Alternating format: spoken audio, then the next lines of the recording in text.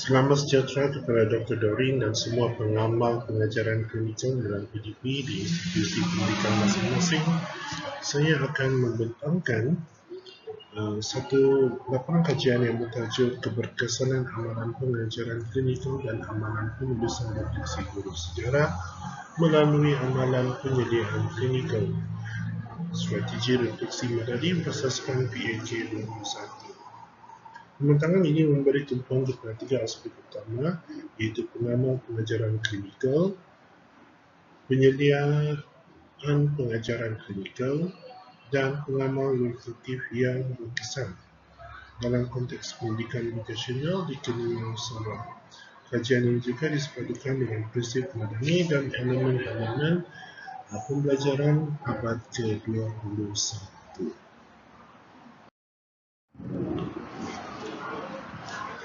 Pelaksanaan amalan penyediaan klinikal ini adalah sejajar dengan aspirasi Pelan Pembangunan Pendidikan Malaysia PPPM 2013 hingga 2025 yang menekankan peningkatan kualiti guru melalui latihan pembangunan profesionalisme dan mempunyai kemahiran reflektif. Fokus utama ialah bagaimana guru sejarah untuk melaksanakan topik usaha-usaha ke arah kemerdekaan secara klinikal, dan pendekatan ini turut menyokong Sustainable Development Goal SDG 4, iaitu pendidikan berkualiti.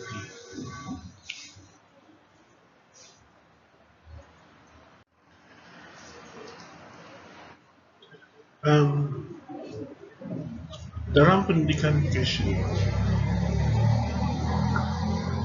pembangunan latihan guru secara profesional adalah untuk melahirkan seorang guru yang reflektif, profesional dan berinovasi, berasaskan PAK 21 dan prinsip madani.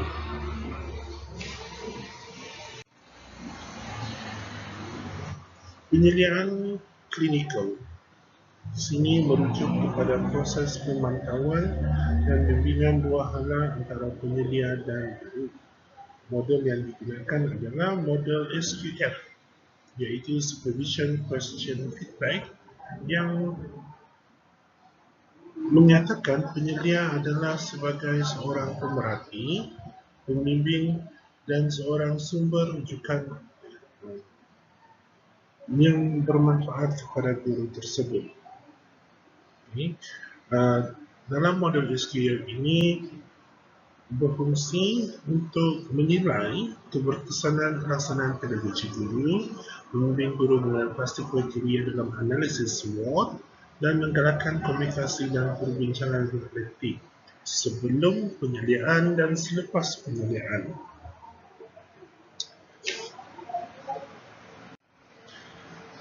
Amalan pengajaran klinikal bermaksud pelaksanaan PDP secara berstruktur berdasarkan pemerhatian dan data pembelajaran yang sebenar.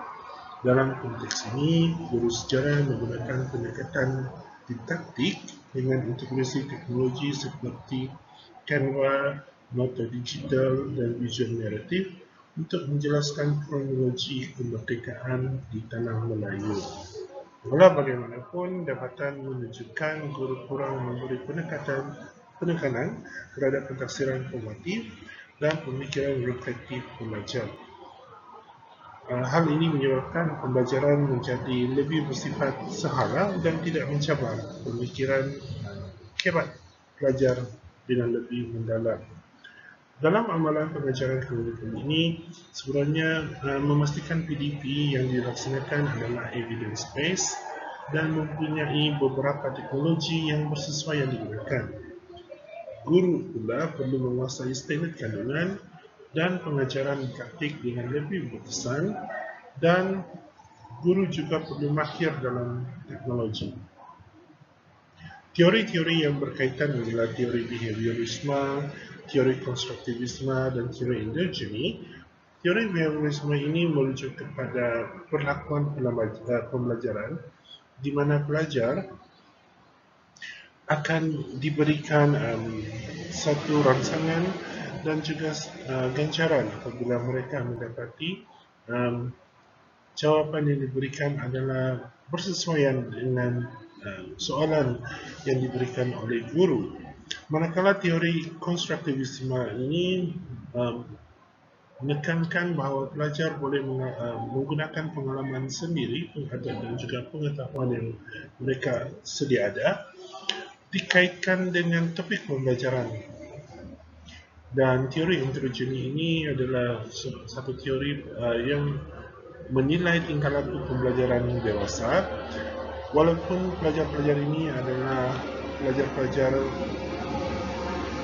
pradiploma, iaitu dalam lingkungan umur 16 hingga 17 tahun. Tetapi pendekatan pembelajaran dewasa ini juga boleh dilaksanakan oleh guru tersebut kerana kandungan topik pembelajaran adalah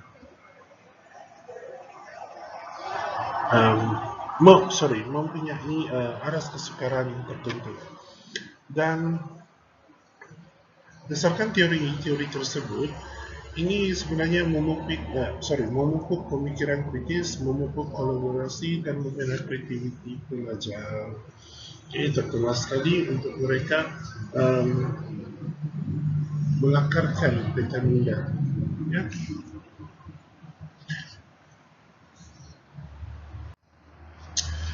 Refleksi merupakan elemen penting dalam pengajaran klinikal.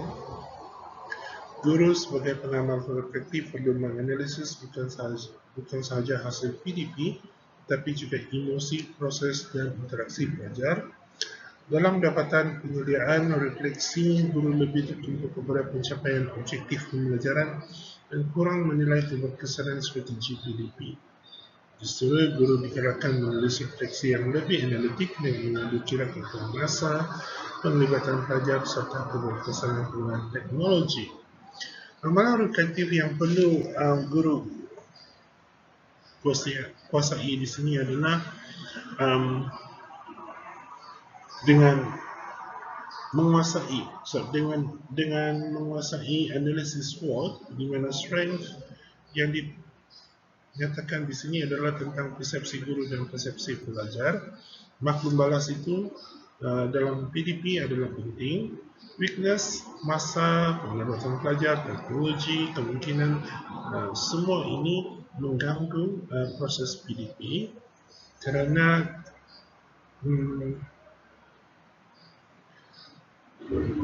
faktor-faktor tersebut tidak dapat dielakkan.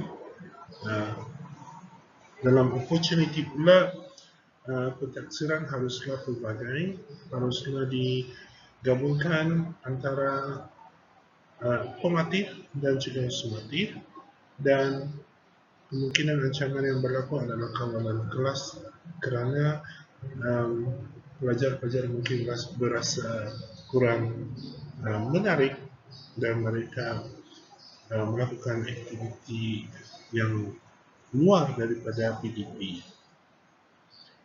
Okey, oleh kerana amalan reflektif ini sebenarnya untuk menulis refleksi kritikal dan struktur, menghubungkan teori dan model, melibatkan pelajar dalam refleksi dan menganalisis PDP, maka satu inovasi pendidikan diwujudkan, iaitu model refleksi madani PAK 21.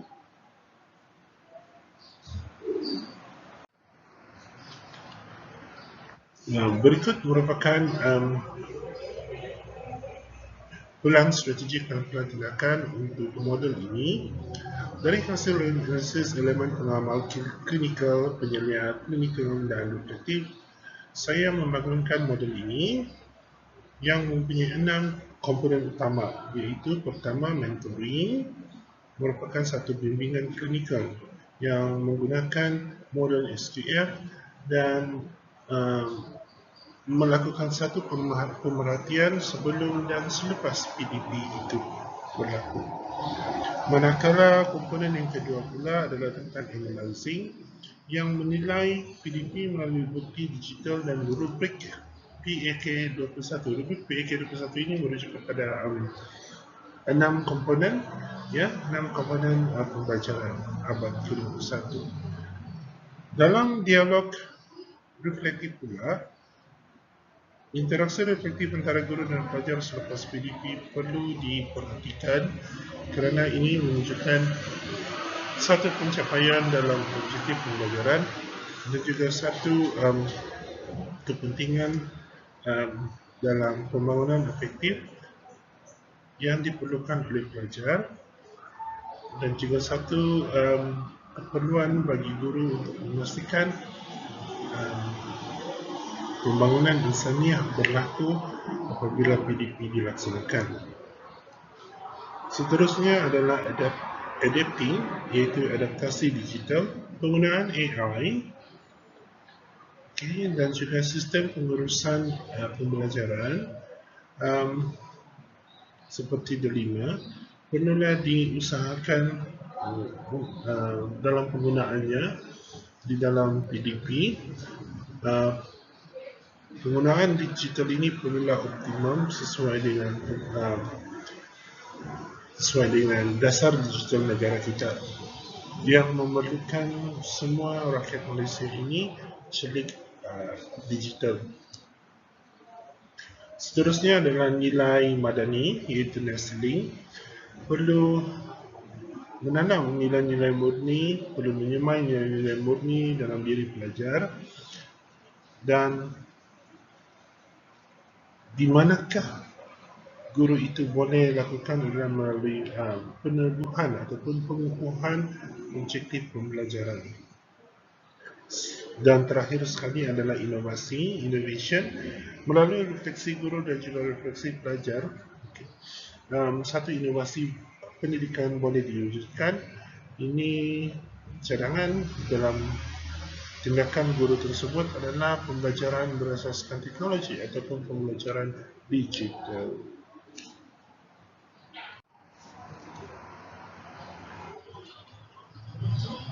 Kekuatan dan kelemahan yang ditemui dalam penyediaan guru semasa PDP sebenarnya memberi satu pengalaman baru kepada saya sebagai penyedia, kerana penyediaan ini sebenarnya bukan saya untuk mencari kesalahan tetapi mencari keberkesanan pedagogi, keberkesanan amalan reflektif guru tersebut dalam PDP. Antara kekuatan utama ialah guru mampu menguasai isi kandungan dan menggunakan teknologi dengan baik, namun begitu refleksi masih bersifat deskriptif, iaitu bukan analitik. Ini menyebabkan refleksi menjadi kurang mendalam. Kelemahan lain termasuk kekurangan pentafsiran formatif dan juga kurang tumpuan kepada pembangunan pemikiran kritis pelajar.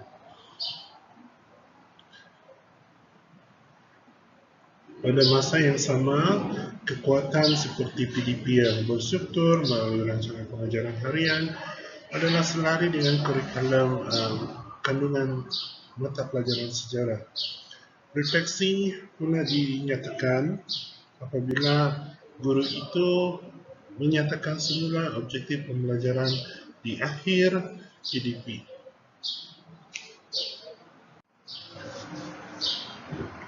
Dalam cadangan penambahbaikan ini, terdapat beberapa perkara yang boleh digunakan dan diaplikasikan oleh guru tersebut. Pertama adalah tambahan masa PDP.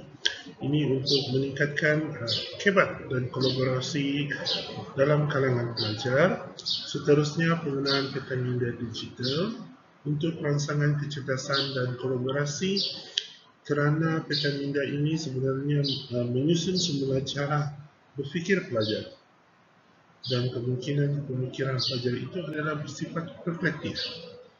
Ini juga memudahkan pelajar mengingat fakta-fakta yang ada dalam standard kandungan tersebut. Seterusnya, tentang teknik penyoalan dan teknik analogi perlu dikuasai oleh guru tersebut dengan lebih baik, kerana ini adalah satu tahap di mana guru itu akan scaffolding, akan membimbing pengetahuan itu secara berperingkat. Seterusnya, amalan refleksi pelajar pun boleh dicadangkan di mana pelajar akan memberi refleksi tentang PDP yang mereka alami pada hari tersebut. Ini sebenarnya menunjukkan satu pembelajaran yang bermakna.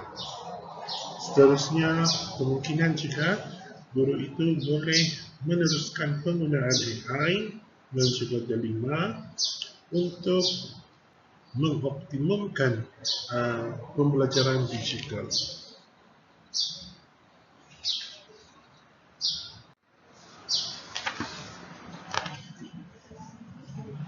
Dalam konteks pendidikan vokasional, pelaksanaan amalan ini mempunyai implikasi yang besar.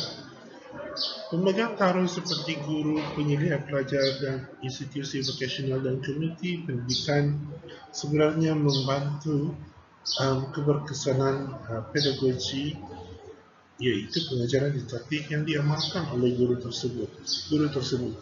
Juga bukan sahaja menggunakan pengajaran didaktik sebagai pendekatan pembelajaran dan pembelajaran, tetapi juga mengintegrasi beberapa teori dan model dan juga pendekatan yang lain yang bersesuaian dalam PDP.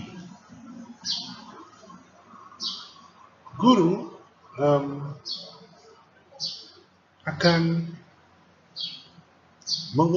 akan berupaya untuk meningkatkan profesionalisme mereka, akan mempergiatkan diri mereka, memberi refleksi dan membangunkan diri dalam kemahiran digital. Manakala penyelia seperti saya akan melakukan pembangunan kemahiran bimbingan kritikal dan reflektif yang lebih baik. Pengajar akan melakukan pembelajaran kolaboratif dan reflektif, manakala untuk institusi pendidikan vokasional, pengukuhan budaya PDP berasaskan evidence dan juga nilai kemanusiaan. Nilai kemanusiaan ini juga berkait rapat dengan falsafah pendidikan kebangsaan. Dalam komuniti pendidikan pula, peningkatan pendidikan berbagai vokasional yang beretika, patriotik dan pemikiran kritis dan reflektif ini sebenarnya membantu komuniti untuk mempunyai golongan rakyat yang bertanggungjawab untuk menjaga keselamatan negara.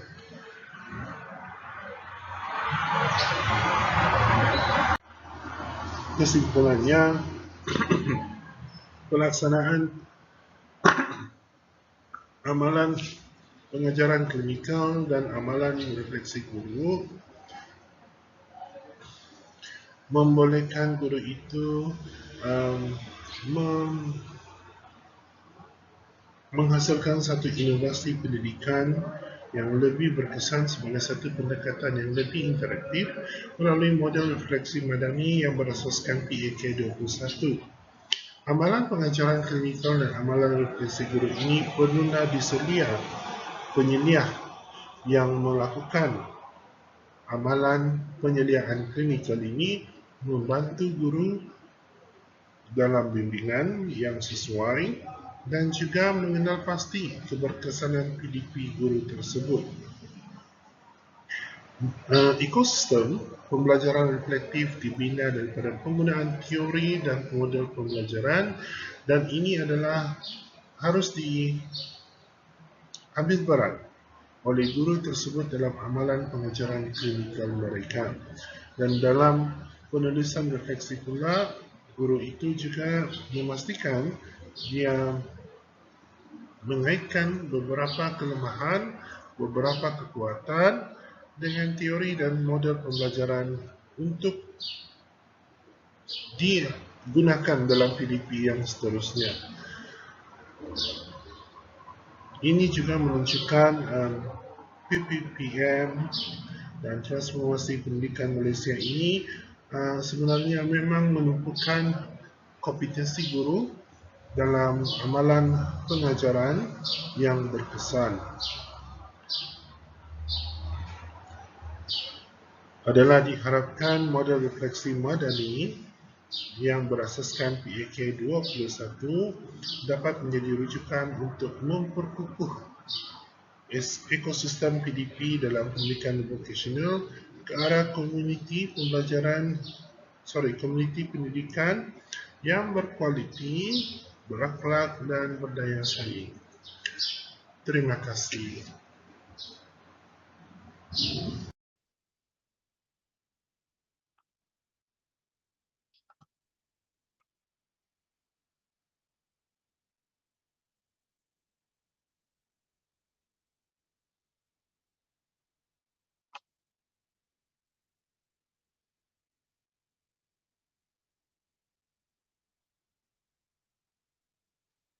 Okey, bismillahirrahmanirrahim. Assalamualaikum warahmatullahi wabarakatuh dan salam sejahtera. Saya akan membentangkan tugasan 3 iaitu TRP 4024 reflektif tentang pengajaran klinikal di sekolah. Nama saya Muhammad bin Abdullah, merupakan pelajar PSP 2. Okey.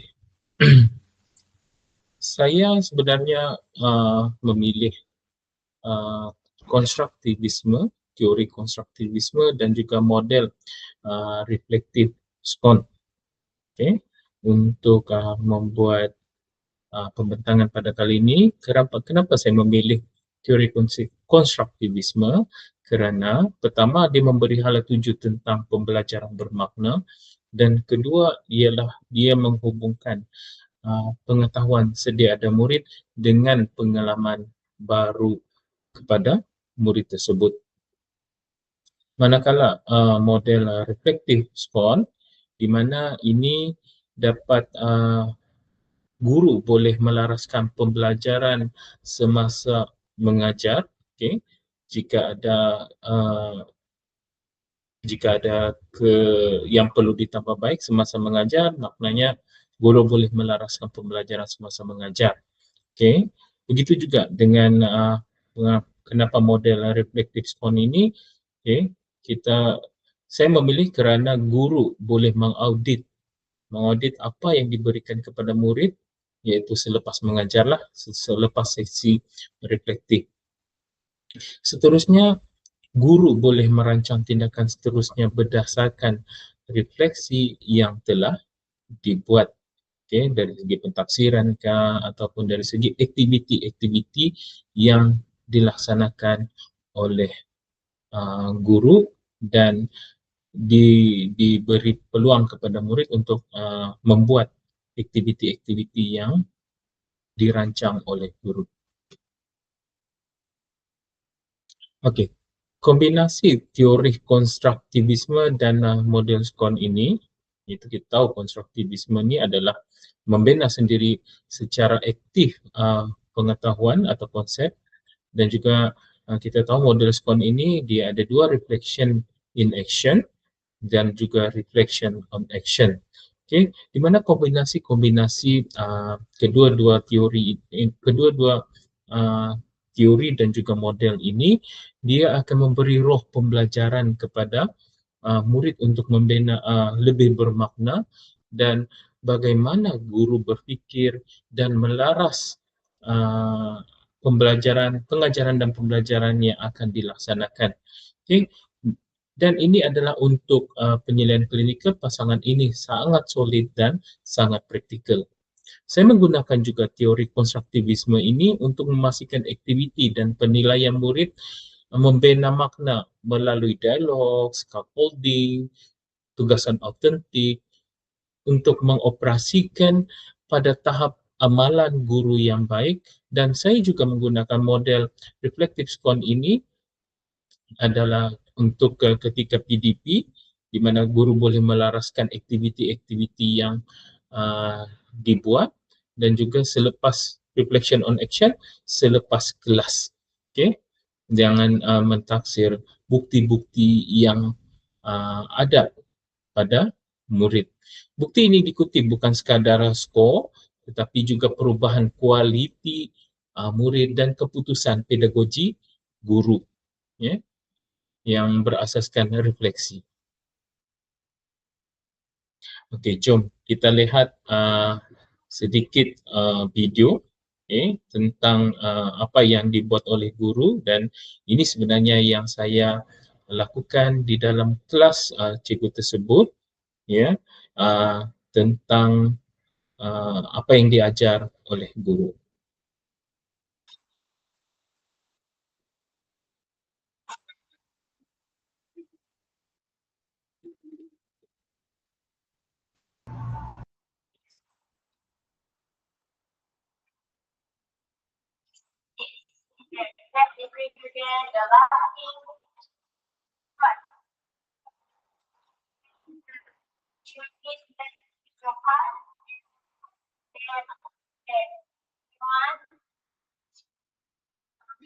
Just pick one only, okay? Okay, move the butter.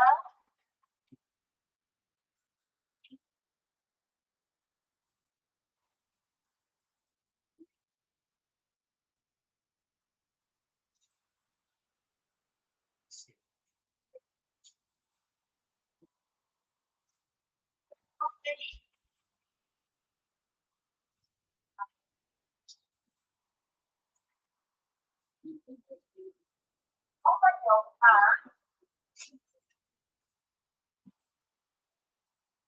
You can listen already. Last one to request to get that copy of the step. Okay. 1 minute for I spin the wheels.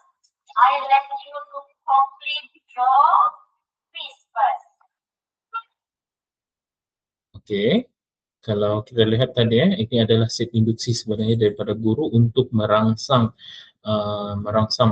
murid untuk untuk menarik minat dan juga motivasi murid untuk belajar untuk subjek matematik ini. Okey, kita teruskan ya set induksi daripada cikgu tersebut.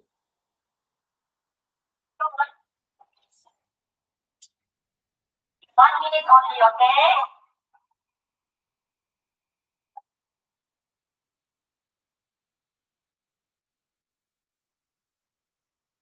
Do you still remember the conversation we did the last time? Do you still remember, boss? Yes or no? Conversation today. 1 km, how many meter? 1 cm, how many mm? So use the conversation to complete your piece. Okey, di sini cikgu sebenarnya dia merangsang murid dengan mengingatkan juga kembali apa yang mereka sudah belajar tentang pertukarannya unit daripada kilometer kepada meter, okey, liter kepada mililiter, dan juga dan kita melihat daripada itulah yang penukaran unit lah yang penting sebenarnya. Okey, kita teruskan menonton video ni. Okay, can I finish the video already?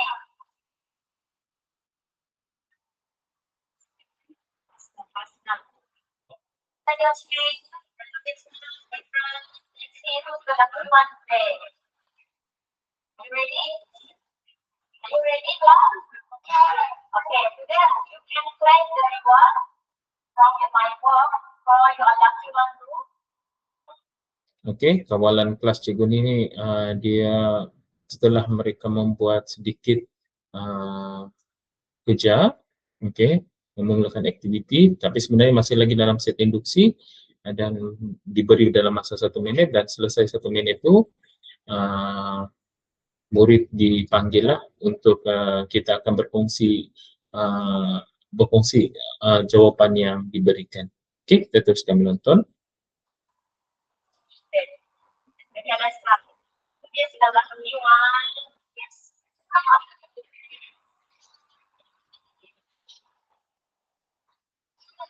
Okay, Mr. President, okay, 1, 2, 3. Okay, you can write. want to request to complete your 1 km. How many? Can you say this one? See who's the number one day. Okay, then when the reward from the my work for your lucky one to okay, let's start. This is the lucky one. Okey, cikgu tersebut menggunakan teknologi lah sebenarnya untuk spin wheel, di mana cikgu tersebut untuk memanggil sebenarnya murid, dan murid-murid sebenarnya excited siapakah orang yang dipilih untuk menjawab soalan tersebut, ya. Dan murid-murid sebenarnya teruja tentang itu.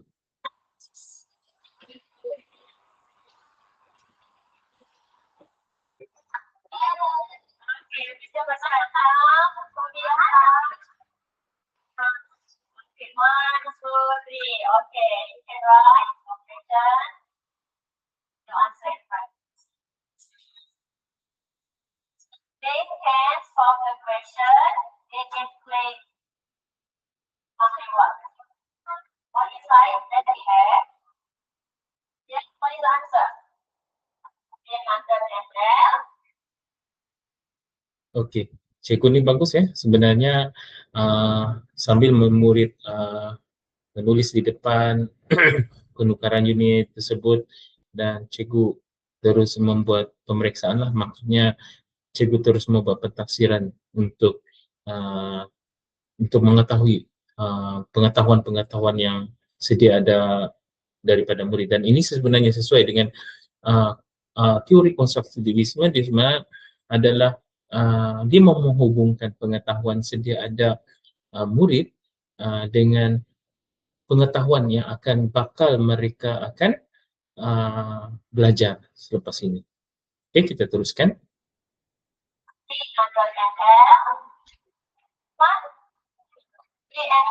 So this one is correct. This one answer is correct.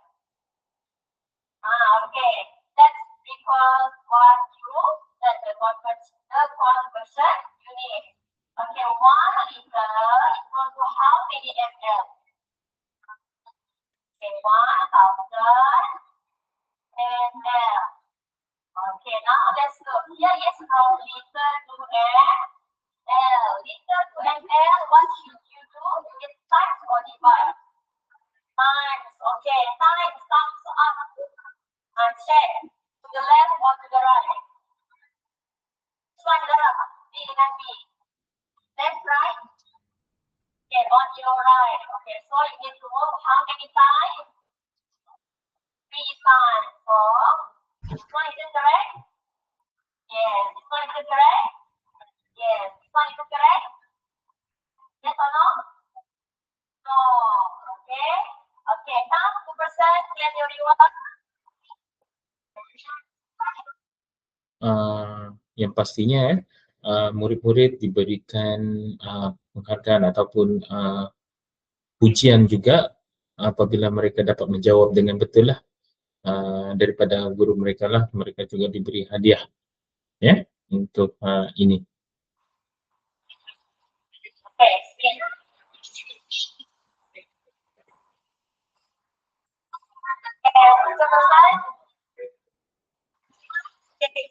Again, okay? So, for today, okay, what will we learn? Okay. Di sini sebenarnya cikgu mengongsikan objektif pembelajaran pada hari itu, dan saya sebenarnya sangat tertarik sebenarnya dengan cara cikgu ni berkongsi objektif pembelajaran. Dia secara ringkas dan mudah dipahami kepada murid, dan murid sebenarnya lebih faham benda ni dengan apabila objektif pembelajaran ini dikongsikan secara ringkas dan mereka faham apa yang akan mereka belajar pada hari ini. Dan saya tidak lupa juga cikgu ni juga menggunakan teknologi, menggunakan Canva untuk dia memberi perkongsian tentang learning objektif inilah. Okay, yang dimana di sini boleh menarik juga perhatian murid yang tidak hanya secara tradisional menggunakan chalk and talk, tapi lebih kepada perkongsian secara teknologi menggunakan Canva Learning Objective tersebut. Okay, kita teruskan video. Okay,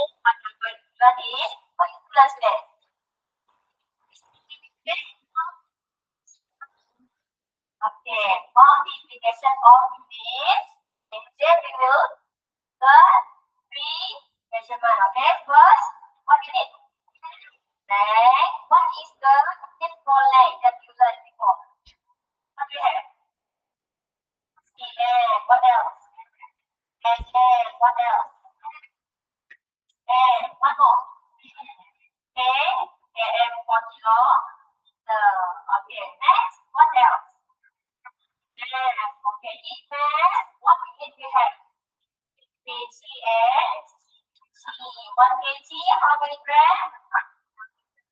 Okay, good, agree. Not agree. Another one, apa agree?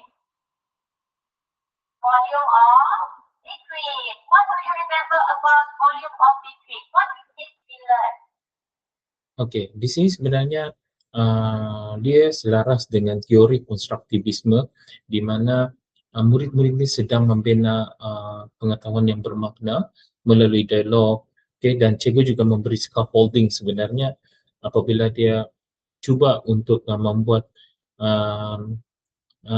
membuat scaffolding kepada murid-muridnya untuk memperkukuhkan tentang penukaran unit melalui ukuran panjang, jisim dan juga cecair, isi padu cecair. Okay? Dan ini sebenarnya memudahkan guru untuk melaksanakan PDP. Okay, saya teruskan.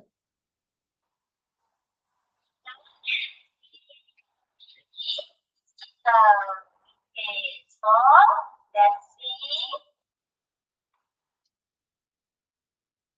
Here is equal to how many cm? Okay,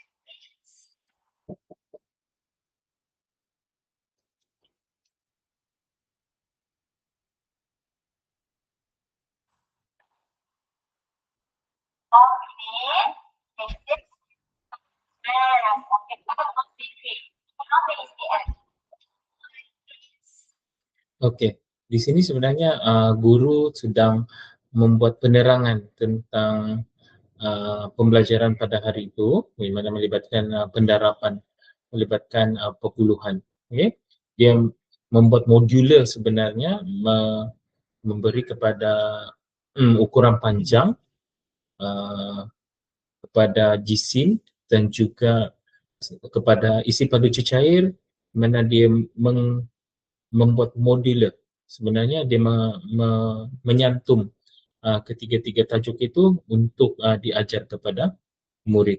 Ini adalah pendekatan modular sebenarnya yang dilaksanakan oleh cikgu ini. Point X, and how we are going to find the width for the hole with the length for the hole width. Okey, yang di sini sebenarnya bagus sebenarnya penerangan kepada cikgu ni.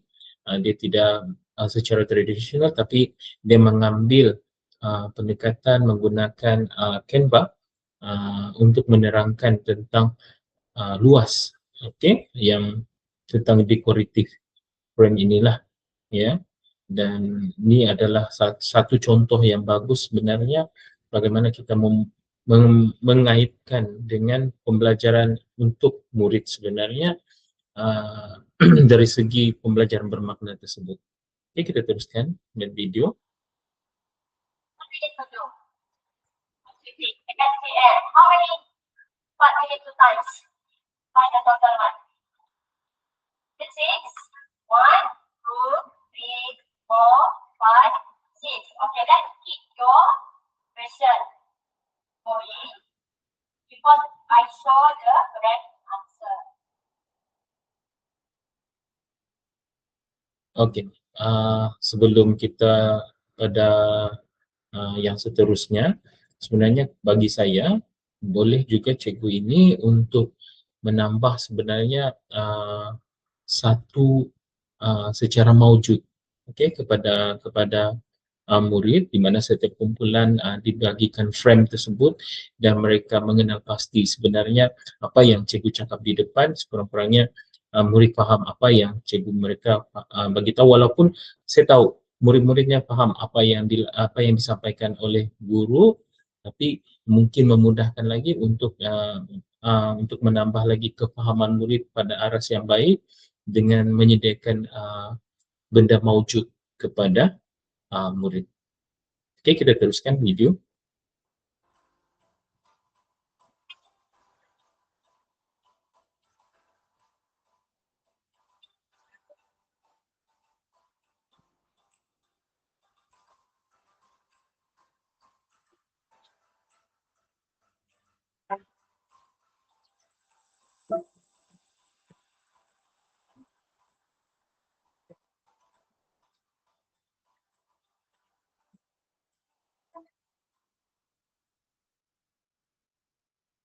can use method 4 or what method we learned before? Yes, Anna, you want to become what method? Method 4. Anyone to try at this form? Okay, go ahead.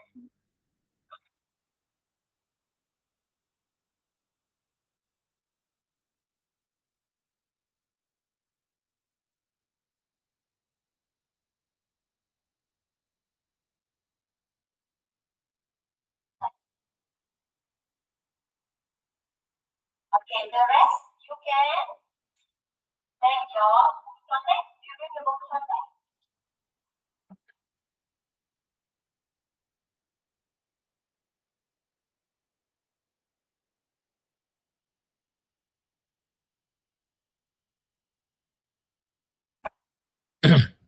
Okey, hasil pemerhatian saya juga sebenarnya cikgu ini menggunakan dua kaedah sebenarnya untuk membuat penerapan ini, iaitu menggunakan menggunakan secara lazim, dan kedua menggunakan kaedah kekisi ataupun lattice method untuk membuat penerapan.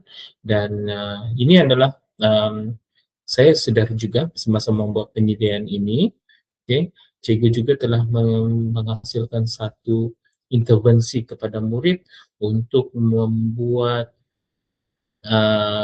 menyusun balik kepada hasil kerja murid di dalam buku latihan lah sebenarnya. Okay, nanti kita akan berkongsi tentang perkongsian amalan baik kepada cikgu inilah.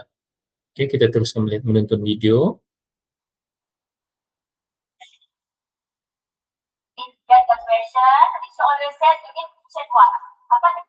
Okey, kalau kita nampak di sini dia ada dua kaedah, iaitu satu kaedah sebelah kiri adalah standard method dan sebelah kanan itu adalah menggunakan lattice method ataupun kaedah kekisi. You need to check the unit of the answer needed. Okay, check the answer in the end. The question also in the end. You need to do one question. You need to change. No need. Okay, you just one question. Okay, check 6 times 8, 48.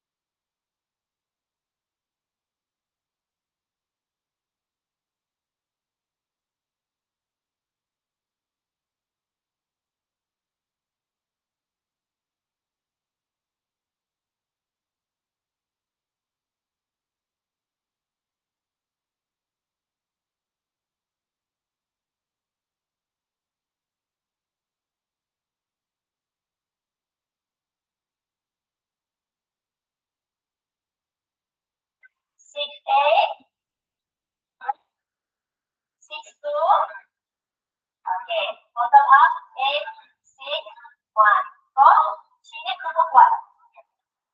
Decimal 1. So the answer is 60.8. Okey, di sini bagus ya. Sebenarnya cikgu terus membuat pembetulan jika ada berlaku kesilapan kepada murid, dan sebenarnya itu pasal kesilapan itu adalah yang orang kata teknikal lah sebenarnya di dalam membuat kaedah untuk kekisi tersebut, dan cikgu berjaya sebenarnya memperbaiki memperbaiki kepada murid sebenarnya untuk apa yang telah dilakukan oleh murid. Okay, you think this one is the easy one?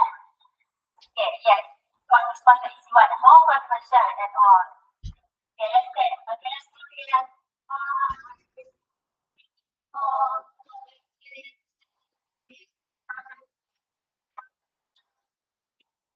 Okay, so what is the mathematics sentence? Can you write the mathematics sentence? Can you remember what the mathematics sentence? Okay, good. Okay, who wants to solve the question? Okay, you can solve first. I give please. Di sini bagus sebenarnya cikgu sudah memberi satu rangsangan kepada murid sebenarnya untuk membuat mathematics sentences ataupun ayat matematik tanpa mereka diberi oleh guru dahulu untuk murid yang membina ayat matematik tersebut. Okay? Dan cikgu terus membuat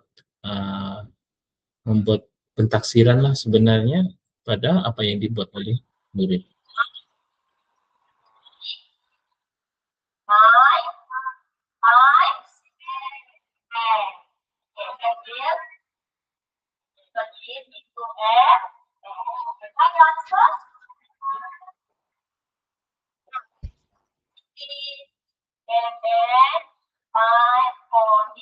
Okay, you can do the sentence 4 or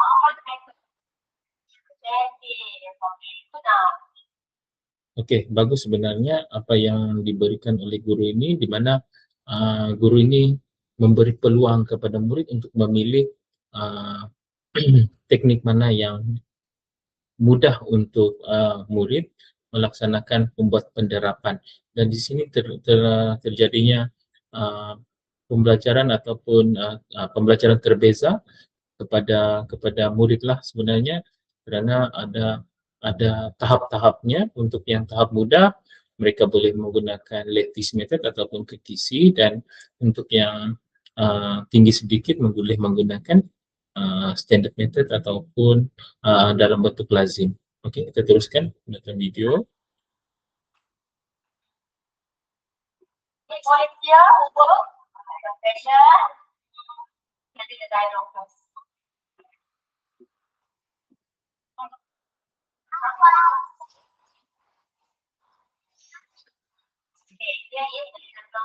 What is the bag for the hazelnut?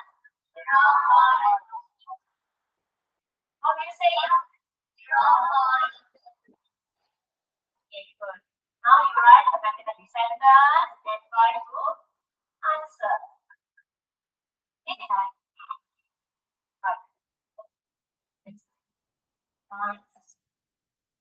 Di sini guru juga telah memberikan soalan dalam bentuk problem solving lah, tapi yang mudah pada aras mudah. Dan juga sebenarnya guru apabila memberi soalan dan minta murid untuk buat, cikgu juga membuat bimbingan.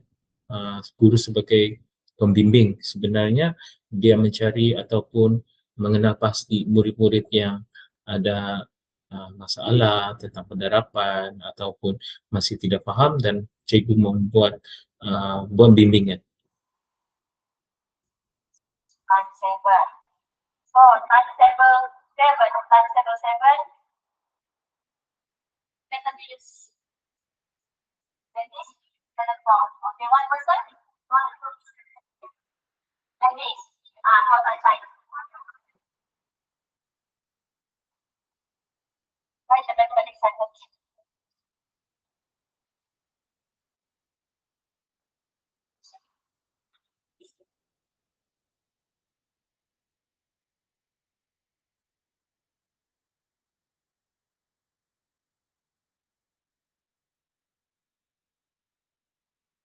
Read the question.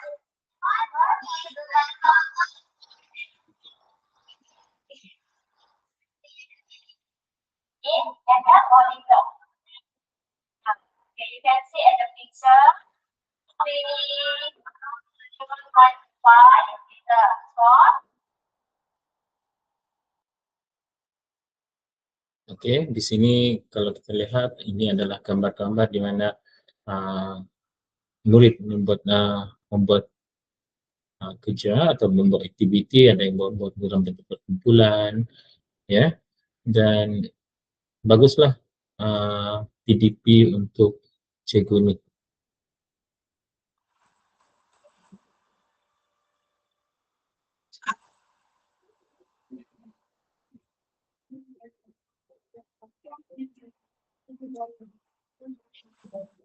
Okey, semasa membuat sesi refleksi ini, okey, bukan saya sahaja yang hadir sebenarnya, okey, guru besar juga hadir untuk bersama-sama mendengar dapatan daripada pembelajaran yang dilaksanakan oleh cikgu tadi, ya, dan juga penolong kandang pentadbiran juga hadir, begitu juga dengan ketua panitia lah, ya, hadir bersama untuk sesi refleksi.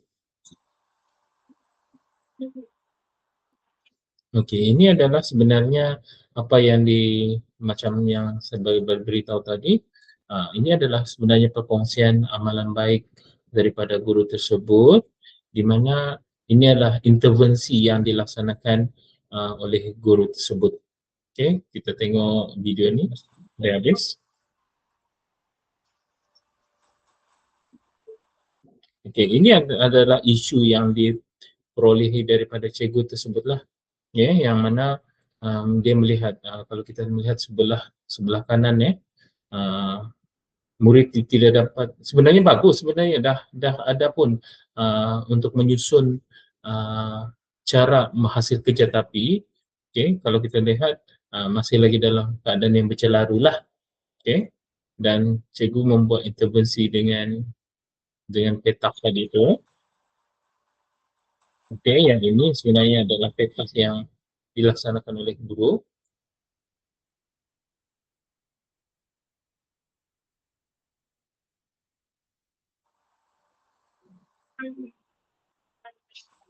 Ini adalah petaknya tadi.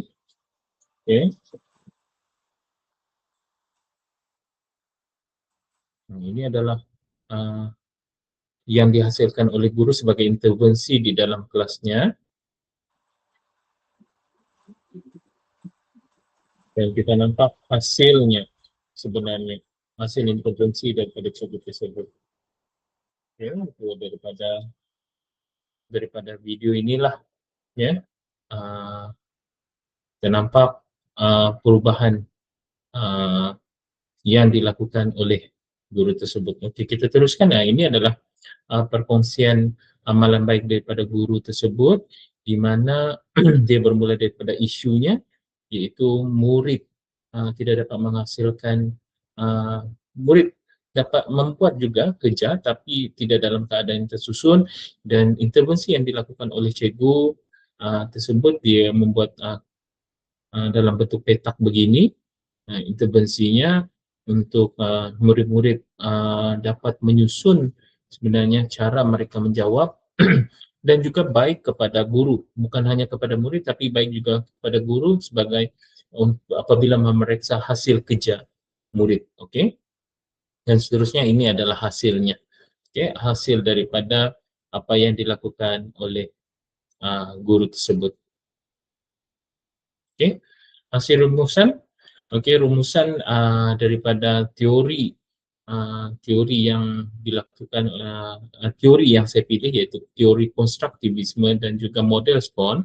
Okey, rumusan yang saya dapat, kombinasi konstruktivisme dan model SPON ini dipilih kerana dia menyepadukan fokus dan pembinaan pembelajaran bermakna kepada murid dengan keupayaan guru.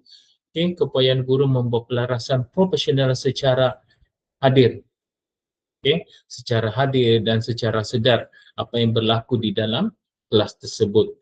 Contoh reflection in action, membolehkan intervensi segera apabila murid-murid membuat miskonsep, dia ada berlaku kecelaruan konsep tentang matematik tersebut.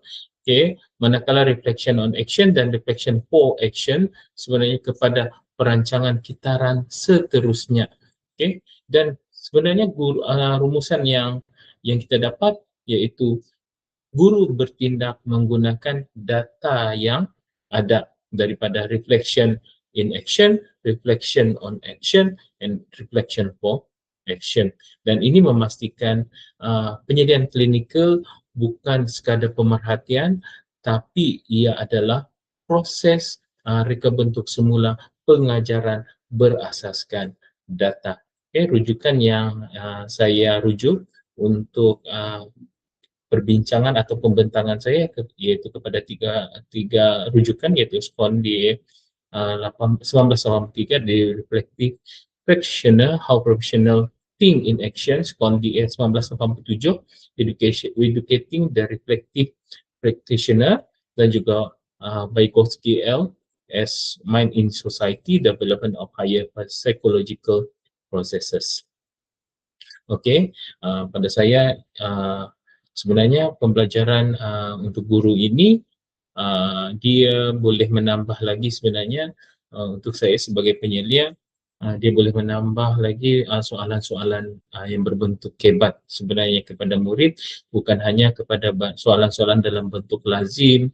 Okey, contoh walaupun ada aras yang problem solving, tapi hanya problem solving yang biasa sahaja, tapi boleh dikendalikan oleh guru tersebut dengan memberi beberapa soalan kebatlah untuk kita menyisip sebenarnya soalan-soalan yang berbentuk beraras tinggi, dan kita boleh membuat satu perbandingan dan juga pembelajaran terbeza juga. Okay, bagaimana menghasilkan kita melihat bagaimana murid menganalisis dan juga mengaplikasikan, and then membuat penganalisisan, membuat analisis kepada soalan-soalan yang diberi oleh guru. Dan dari saya itu saja, sekian dan terima kasih.